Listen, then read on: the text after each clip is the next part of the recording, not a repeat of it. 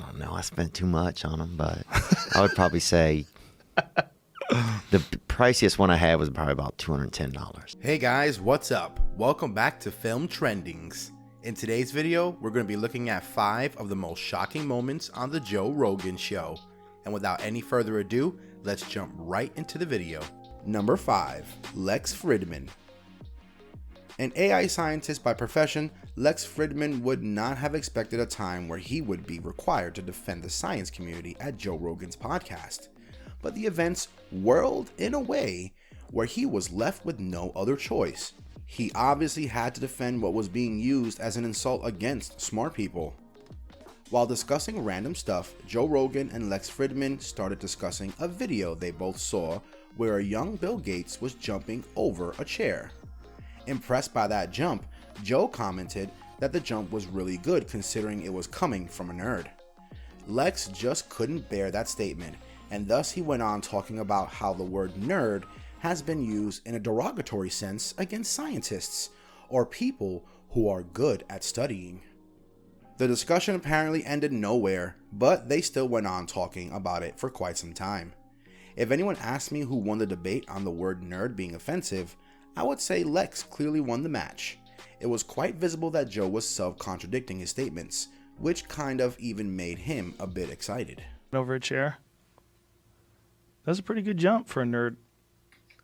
Number 4, Milo Yiannopoulos. Milo Yiannopoulos is well known for his far-right views, and without really getting into how good or bad that is within itself, everyone knows you could expect some pretty bold statements from such type of people. As a matter of fact, Milo is known for making controversial remarks, and he actually goes by the title of a commentator, where he would give his 2 cents on the stories being talked about in the world. It was visible from the very beginning that Milo and Joe had no chemistry between them, but as the podcast went further, their resistance to each other's style and ideas became too apparent. But then came a topic which Joe just could not let go of, where Milo made a statement about how Christianity acts as the basis of the Western societies. Joe just would not accept that statement, and the two kept on throwing out points and theories about the statement. It came to a point where the podcast became very messy as none of them was willing to properly listen to the other speaker, and they would just begin talking before the other one would even finish their statements. So you believe that it's a good idea to have confession? Yeah. Number 3, Live Kindly. Though Live Kindly did not actually appear as a guest at Joe Rogan's show, they have been head to head for quite some time now. Joe does not directly have any issues with the people at Live Kindly. Rather, it is the idea of veganism that makes him disgusted. He feels that the entire notion behind veganism is absurd, and due to that, he has been at their backs for quite some time now. Live Kindly fought back in a detailed video they released earlier this month, where they rebutted everything Joe had talked about and proposed against veganism. Number 2, Joey Diaz. People generally expect comedians to be kind and gentle because without gentleness, anything they say might be taken as offensive.